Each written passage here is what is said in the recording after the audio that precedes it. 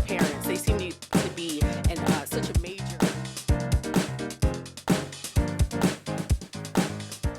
Welcome to the To Be More podcast. I'm your host, Erica Kane.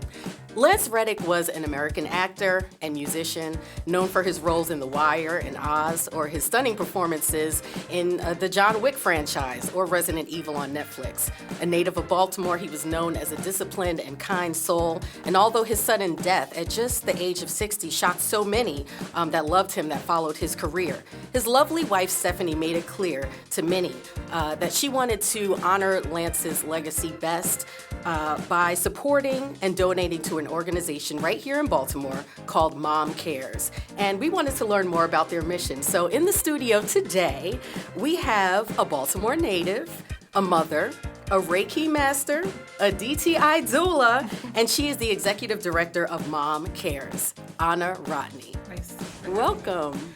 I'm so glad you could come. Yes, me too. I'm very glad that we could take this moment to talk about Lance and the work that we're doing. Absolutely. Let's talk about Lance. Talk about your connection with Lance and with Stephanie Reddick. Of course. So I met Lance in 2018 at the Baltimore Homecoming Heroes event. Baltimore Homecoming Heroes is a local organization that takes time out to celebrate local activists and people that work in the community and highlight our work in hopes of bringing investment back into the city. Okay. And so Lance, with his connection to Baltimore, was invited to come back to the event. And I was one of the homecoming heroes, and so I got to present. And he saw my presentation, and afterwards he just kind of came by and introduced himself.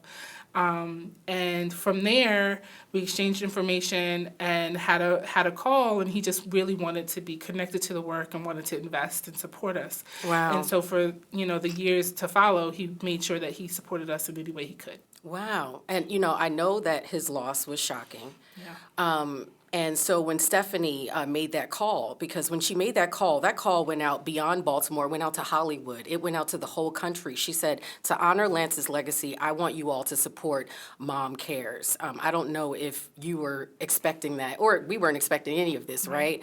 But how was that feeling, and how has the connection been with Stephanie since? So there's been a lot of feelings. There's been all of the feelings, right? Yeah. And so I wasn't aware that anything had happened when I started to get the notifications that donations were coming in. Yeah. And so there was like shock and grief and loss. And then oh my God, the money's still coming. Like, what's going on? And so it's just a weird mix of emotion. It took me some time to process that he had actually passed away, because, there's people that are congratulating you, and it's like, right, but he's gone, and right. I actually knew him, and we actually spoke and had some semblance of relationship. Right. And so when Stephanie actually reached out to me, she reached out to me, and I was just in awe of her and her poise and her grace, and to even have the forethought in the midst of losing the love of your life. Absolutely. And so, we have been in communication, on and off. I'm trying to give space. I'm sure there's a lot of people trying to, get to her, and there's a lot of planning that needs to be done. Right. But we check in, and she's just a lovely, gracious, again, woman, and she's really intensely focused on making sure that Lance's legacy survives, and I really respect that.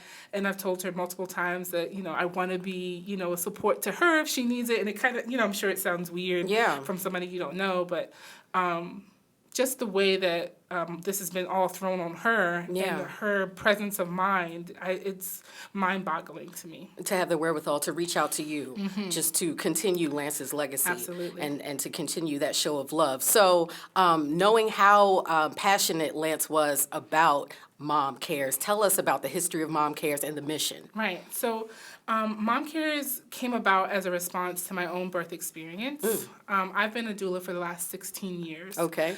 And I gave birth to my son, my 8-year-old, in 2014. And he was 1 pound and 5 ounces when he came out. Wow. He was born at 28 weeks. Wow. And we spent about 6 months in the NICU. Wow. One of those months was April 2015. And so we were also touched, even in the hospital, by the Baltimore uprising. At the time of his birth, I was single, overweight, still am. Beautiful. Right. Overweight, Black, single, underemployed, eventually unemployed. And so I fit a lot of those boxes that people tend to tick before they make a judgment. And so I found myself constantly fighting for respect, fighting to be heard, reciting my resume in an attempt to combat the biases that people were putting on me. And each time I did that, my thought was, what about the moms who don't have that resume to reach back onto? What about the moms who don't have the energy or the time or don't feel like it, right? Or an advocate. Or an advocate, exactly. And so when I came home with my son in June, I took some time with him just to get to know him and taking care of him without the specialist and the beeping.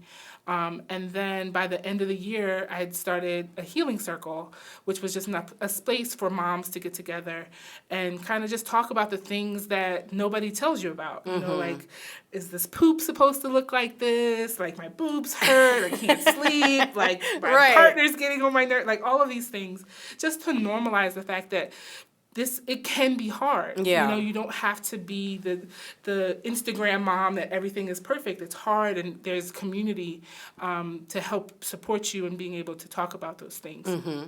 And so that was our foundational programming, was the healing circles. And in 2017, after a couple of years of doing that, we actually got some support from Baltimore Core, to actually launch and kind of build on what we had started. And so now we are a multifaceted organization that operates in 3 buckets. So we operate in direct service, and that we provide direct service doula care free of charge to Black women who are birthing in Baltimore City, who are high-risk pregnancies and or NICU involved after a traumatic birth outcome. That involves delivery service of baby care essentials and other items throughout the month, help with transportation, and help with resources if you need housing and things like that. And then we do community education, which is our healing circle, making sure that our communities have access to information around lactation, co-parenting, gentle parenting, supporting an LGBTQI youth that might come out to you and like what that does to the parenting journey. But just anything that our families are saying, hey, we want to talk about this, we want to learn about this. We also do doula training through our workforce development program to make sure we have Black doulas in the community who are not only trained, but certified and have access to all of the professional development they need to be able to be good at it. And then we do a little bit of policy around policy support around making sure our families know what their rights are, making sure that our families and us are at the right tables when these things are being put into place and enacted. That's how we do the work. We make sure that we are uplifting the Black maternal health crisis whenever we can, and making sure people know about it and know that it's a community issue, not just a Black issue. And we also do implicit bias training with area hospitals. Okay, and we're going to circle back to a couple of things, but the doula. Now, currently, it's not necessarily the norm to have a doula, but talk to us about the importance of having a doula, about what a doula can do for you as an expecting mom. So a doula is non-medical birth support. So we provide education around your choices in birth. We provide support around processing any fear that might be coming up, any grief that might be coming up in your birthing journey, making sure that we're putting together that birth plan and helping you put together your birth plan, and just making sure that we are assisting in any places you might need as far as being on your birthing journey, and not just the mom but the partners as well. I used to like to say that we are kind of like the birth personal assistant, right? Okay. Like, we're not doing the thing, but we're helping to make sure all the components are in place so that we can do it as best as we can. Okay. And so our job is to educate and support. So whatever, we just educate our butts off. We let moms and families know what they have access to, and whatever they decide, we support them wholeheartedly. That's our job. Like a birthing concierge. Almost. Almost. And you're also a DTI doula. Yes. So explain. So DTI is an organization based out of Texas who does doula trainings with a social impact, social justice lens. Okay. And so their idea is that making birth and doula service as inclusive as possible, understanding that Black birth work needs to be uplifted because of the disparities, because of the bias that's present. Understanding that we need to make sure that we're having special training and sensitivities around the LGBTQI community in the birthing space because of the different biases that come along with that. And so there's specific training and specific energy put onto making sure that we are in place to support families that look like anything and everything, and that everybody feels included and safe in getting that service from us. Yeah. So when you mentioned earlier about like facing bias and you felt like you checked off a lot of boxes where someone can just at a glance make a judgment, did you felt like that bias specifically from doctors and within the hospital during your hospitalization as a expecting mother? Absolutely. So, I got pregnant. When I got pregnant, I was the healthiest I had been, which is when it happens, right? Like you get yourself healthy, you're all fit, and right. The baby's here. Right, you're feeling all hot and good, and then the baby comes. But I was running 5Ks every month. Wow. I was juicing on a regular basis. My blood pressure was beautiful. Everything was wonderful. Nice. I was still overweight. Okay. Which is just the way my body is made. Absolutely. And so I remember going into the doctor's office and very early on, and the doctor saying to me, "Oh, well, you don't have diabetes now, but you're gonna get it." Just from just because I was appearance. like there was no testing that had been done, nothing. "Oh, well, you don't have diabetes, but you're gonna get it." Other friends of mine actually, so I went and had a specific experience in which a doctor basically said that because I was fat, my baby was going to die. This was early on. Wow. And since then, I've had other clients who have had that same experience. So, like, what I want to make clear is that, like, my experience was not special. Like, it wasn't, like, just because they wanted to pick on Ana. This is the way that people were being spoken to in the medical community. Right. And so I remember getting off of the phone and calling a friend at the time and them trying to sell me diet pills. And it was like, I was in tears, like, oh my gosh, I'm going to kill my baby. And you're pregnant. Right. Hello. Maybe. So absolutely, there are definitely biases attached to my weight. There were biases attached to my color. Like people were explaining things or not explaining things based on what they assumed I did. And again, I often had to talk about my resume. I have X amount of degrees, I speak X amount of languages, I've lived X amount of places. And only then was when the doctors would kind of sit up and listen to what I had to say. Right. And it was just very frustrating and unfair. I also developed white coat syndrome, and so... Can you explain? Of course. So white coat syndrome is the idea that your stats, your blood pressure, and all of those other things elevate automatically because you're anxious of being in the doctor's office. And so you might have completely fine vitals outside of the doctor's office, but when you go in, because you're anxious, they elevate. Gotcha. And so I went into my pregnancy knowing I didn't have an issue with my blood pressure, and then I came out with chronic blood pressure issues. Right. Because every time I went to the doctors, my blood pressure would be up. Right. And it wasn't until my second child that I got to kind of reverse some of those narratives that were in my chart, because I got to show them, hey, nope, I can carry a baby full term. My blood pressure is regular. I'm not, I'm not diabetic. Like things like those things I had the opportunity in my second pregnancy to kind of reverse. Right, I gotcha. And it speaks to me personally. I am a mom. I am a woman of color. I remember my own birthing experience, and I tell this story to people where, I'm in labor, and I was in labor for about 12 hours, and my doctor comes in, and she looks at her watch, and she says, okay, I'm trying to see if we can get this moving along because I have somewhere I have to be. And she came in a couple of times saying that. I'm trying to see if we can get this moving along because I have somewhere to be. How dare you be in process? And I'm thinking, well, I don't really have anywhere to be. Right. This is my first time doing this. I don't know if I'm going to do it again. Pretty Right. big deal for me. And she finally comes in with this stick that looks like almost like a drumstick. And she says, we're going to induce now because this is not moving fast enough. Your water hasn't broken. We need to get this going. So she was going to use this instrument to get this process going. And I ended up kicking that doctor out of the room. Absolutely, you're right.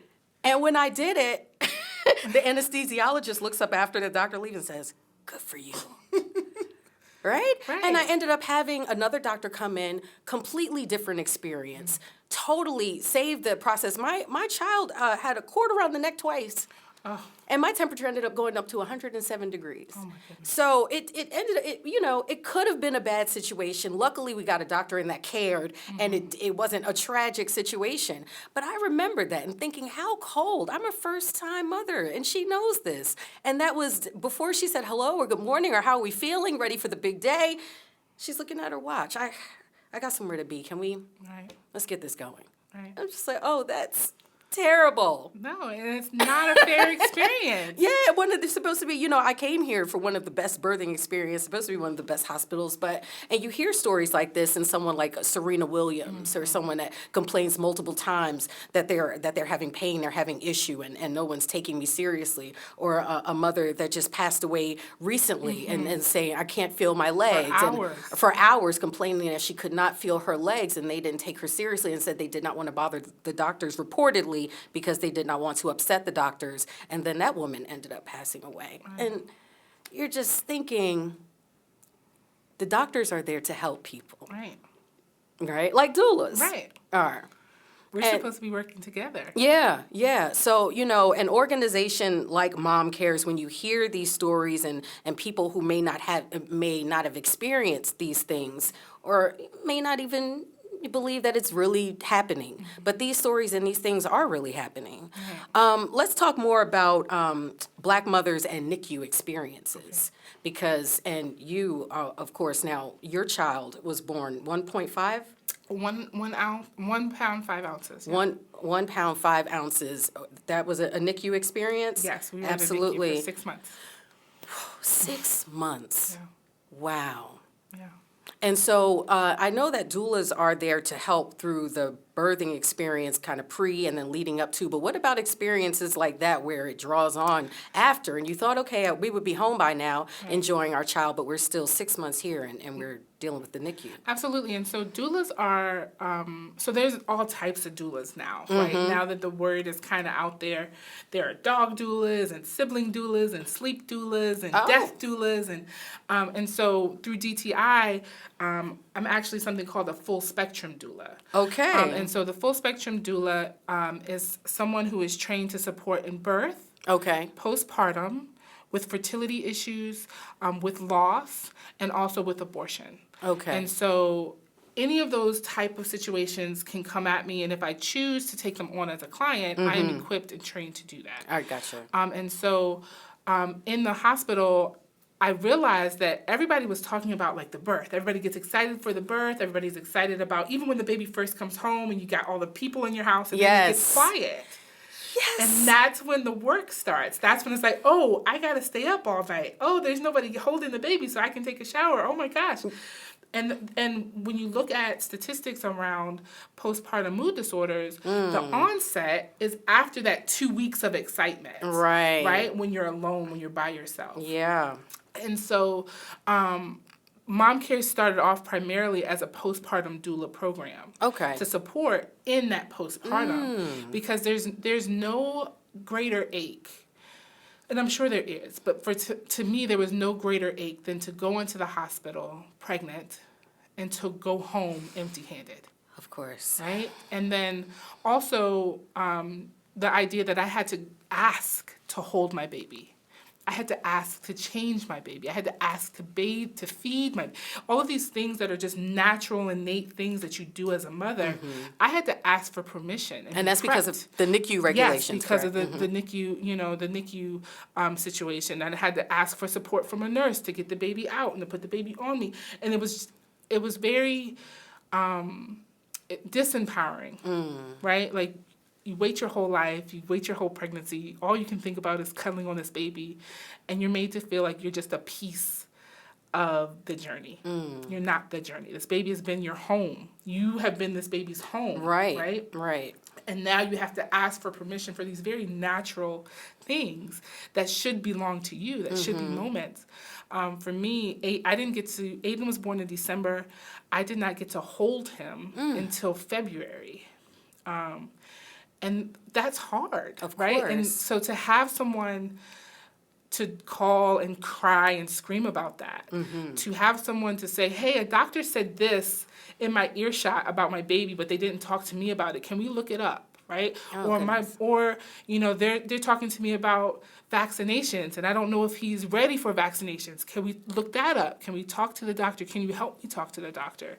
That's the role of the postpartum doula in the NICU, right? Is to kind of be that extra hand, that extra Google arm, that extra voice in the family team meetings with the social workers and the doctors. Yes.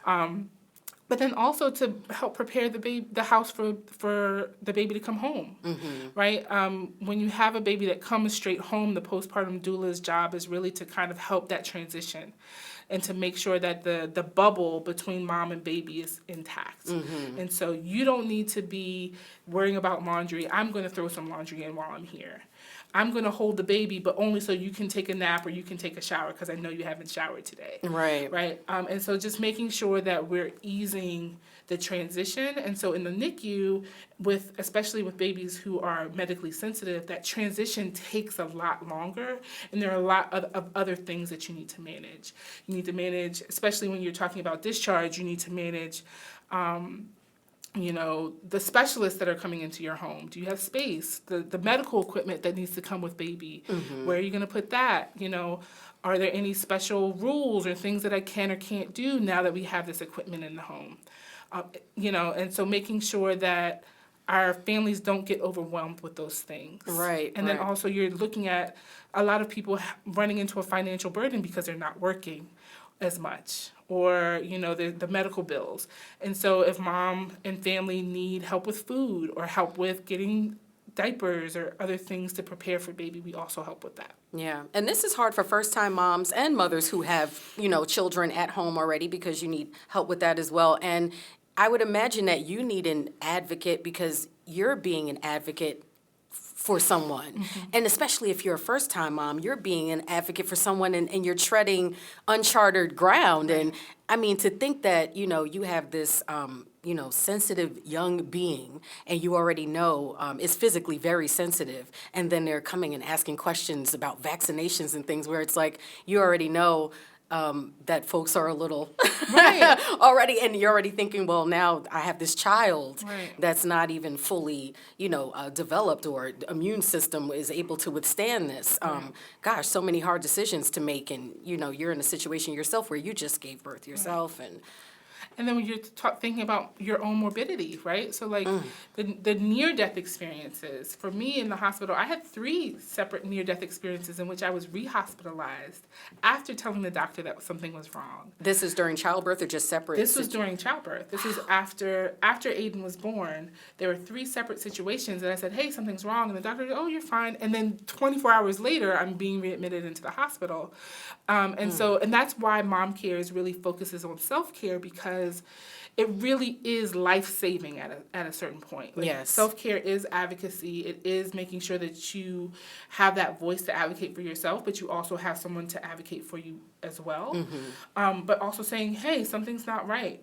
And it's okay. Mom guilt is a thing no matter what your birth experience is, right? Course. And so if your baby's in the hospital, but your body's telling you need to rest today, you need someone to encourage you to do that. I've had moms in the NICU who refuse to go back to their room.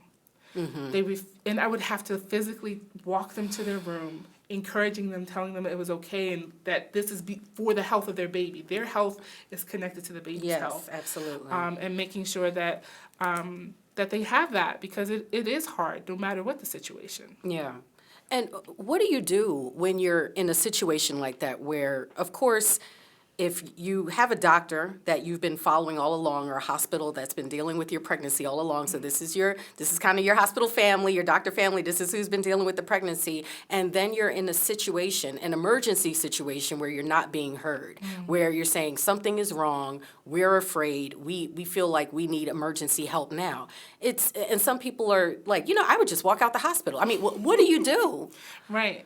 So so of course having that doula, having that advocate is important. I tell people, even if they don't have a doula, having that extra person there with you, because people behave differently when they know they're being watched. Yes. Right? Like they're not going to behave the same way. Yes. There's the meme that kind of took social media by storm a couple years ago.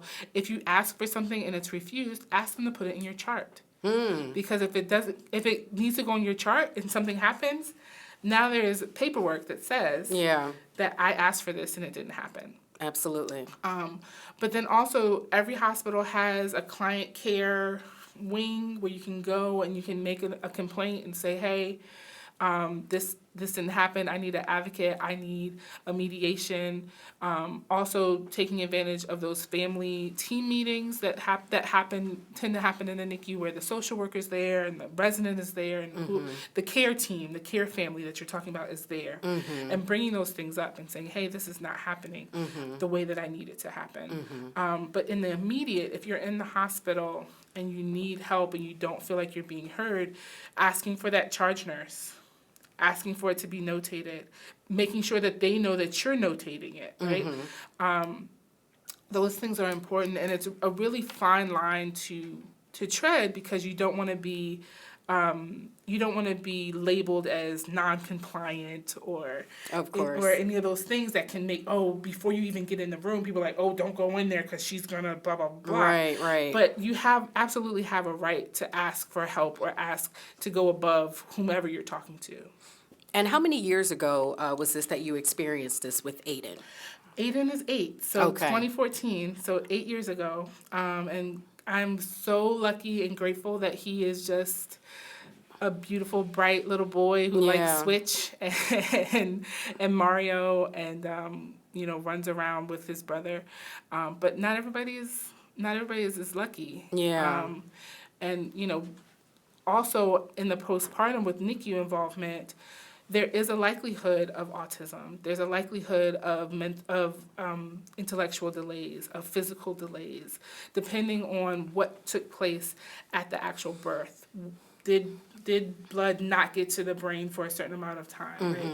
And so there's this whole other caveat of decisions once baby gets home. Right. And issues, like it doesn't end at discharge. Right, absolutely. It really is kind of beginning. And so we're really working hard to make sure that we're providing support for our families in that way as well. Yes. As far as resources. And even the lack of bonding that happens during that time, because it's like, wow, you finally get your child home after all these months, and you can finally hold your baby the way you've been longing to hold your baby, and the way your baby's been longing for his mom too. And so you think about that also goes into the development and the delays, just those many months that he wasn't able to latch on or just hold on to his mom. Right. I mean, and I think and so if you were to see the isolette when Aiden was born, you would have thought I was weird, and most nurses did. Okay. But we had crystals, and we had a certain song that I would play when I got there, and a certain song that I would play when I leave, and even to this day, Aiden will not go to sleep without hearing that song.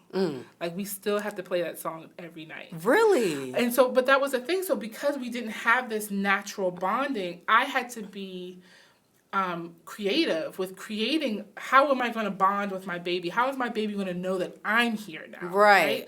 And so I was very regimented in how I interacted with my baby while I was in the NICU. Okay. And those things helped. And also because I'm a geek and I'm like really intellectual, I'm just an egghead. And so I did kind of some research on like, how do you help a baby's brain develop? Okay. Right? And so we sat and listened to classical music in the NICU, and I had the metronome kind of doing that, because the rhythm of the metronome can help him regulate his breathing. So we did that when he was having issues. Okay. But also on an energetic level, being able to see that when I would come into the room, Aiden was really far back. He was at the last isolate at the end of the room. Okay. And so I would just come into the room and I would see his numbers kind of statting down. But as soon as I came into the room, the numbers would stabilize. Wow. And for me, that was powerful. That was something that I share with my moms. It's like, you are the link. You are the stabilization. Yeah. He can feel you. She can feel you. Yeah. When your presence is there. And that, as hippie as I might be, that's something that I saw with my eyes. Yes. Right? That the presence of mom makes a difference in healing. And so if you look at any of the pictures on my Facebook from that time, I remember a friend was like, "You were always naked." And I was like, "Yeah, I'm doing skin to skin." Skin to skin is important. It's important. It is. And even until he was a toddler, whenever he would get sick, we would take those clothes off and I would hold him. Like, if he had a temperature, I would hold him while I tried to regulate his temperature, and it actually worked. Yes. And so it's not about, it's more about making sure that you are connecting with your baby in a way that is significant to you and your baby. And also being aware that there is no normal. Every day is a new normal. And also giving yourself space to grieve. Grieve that you didn't have the birth that you wanted. Grieve that that you didn't have the baby that you wanted. And saying that. Grieving that you might have to have this whole other list of responsibilities because your baby was born early or born with certain complications. Yes. It's okay and necessary to name those things and process those things. And it doesn't mean that you don't love your baby. Right, because there can be a tremendous amount of guilt behind that. Right. Right. I mean, like, I feel guilty right now because my son is with the nanny and he's not with me. Right. Like, right. So just thinking about how little it takes for you to feel guilty as a mom. Oh, yes. And then putting on top of those these big mountain of issues and tasks and decisions you need to make. It's unbearable if you don't have the support and the encouragement throughout that journey. Absolutely. And I appreciate you sharing the specific tips about some of the things that you did while you were in NICU dealing with that situation. Just for the moms that are watching and listening now that may be going through it right now, that, like you said, they don't have an advocate, they may not have a partner, they may not know exactly what to do, and you're just so tired right now. Right. You know what I mean? But at that time, because, as expectant mothers, I mean, we're reading all the books, we're in all the mommy blogs and, mommy support groups and everything like that. So we're willing to take in the information and we're willing to listen. So I'm sure that anyone listening that this information could help them, I know they would appreciate that, because we're always looking for ways to, like you said, make it better. Mommy's always trying to make it better. Yeah. I think as far as if I were to be talking to a mom right now in this moment, I would really want her to know that it's okay to rest, and that when she is better, her baby will get better. The experience will get better because she is renewed. Yes. Right? And so I can't make any promises about like the outcome of that NICU experience, but I can say that like when your brain is rested, when your body is rested, you can be more present with your baby. Yeah, and absolutely. that's going to have an impact, right? And then just think about the things that you were doing with your baby before. If you were reading to your baby while you're pregnant, continue to read that book. Right. Right. If you were interacting with the baby at a certain time of day, make sure that's when you're going to visit. Right. Like Aiden used to wake up when I was pregnant with him between 1 and 2 a.m. Wow. To this day, that boy always got to get up, go to the bathroom between 1 and 2 a.m. So wait, while he was in, so it was like just a little kick or something, you just start getting, okay. And so, so when I was able to stay overnight, I would be there and I would make sure that like he heard my voice and knew that I was there specifically during that time because I knew he was going to be up. And if you can't be there, make sure that you have a blanket with your scent on it or something that that they can experience that knows that you're there with them, even if you can't be. Yeah. Right? And so, and then I would also say for those who are on the breastfeeding journey, continue to do it. Yeah. Getting breast milk out is the way you increase your supply. Yes. The more you get out is the more you get in. Yes. And so, Aiden, I was told that I probably should find another way to connect to my baby, and it was really hard. I pumped for the first couple of months. Okay. Then I stopped. But when he came home, I still offered him the breast, and he latched. And so nothing is impossible. Right. Wow. And listen to, take everything with a grain of salt. There are a lot of people probably around you right now who don't understand and are saying the best that they can and are doing and trying to support you in the way that they think you need to be supported. Right. But they're not there, right? And they don't know completely. And so don't reject the support, but understand that everything is tempered a little bit with someone else's experience. Absolutely. And so dial into you. Dial into what feels right to you, right? You're the home. You have gotten this baby this far. Right. Right? And so you're the advocate. You're the advocate. You're the expert in your baby. Absolutely. So we are here right smack dab in the middle of Black Maternal Health Week. Yes. So perfect timing. And tell us why this week is such an important week for MOMCares in the mission. Right. So Black Maternal Health Week is a week that was created, I believe, five or 6 years ago by the Black Mamas Matter Alliance as a way to uplift the issue of Black maternal health. And so every year from April 11th to April 17th, we take a moment as a community to uplift the issue of Black maternal health. And so there are luncheons and movie screenings and special events and all types of things that happen throughout this event. Mama is tired. Okay. That happen during this week with the express purpose of uplifting the issue of Black maternal health. And so what we know about Black maternal health is this has been an issue. Black morbidity and mortality has been an issue since we started looking at the numbers during antebellum slavery. Like there's always been a disparity. Yes. We also know that the pandemic has exacerbated those numbers, and where we were originally looking and hoping for a trend down, they've been starting to trend up.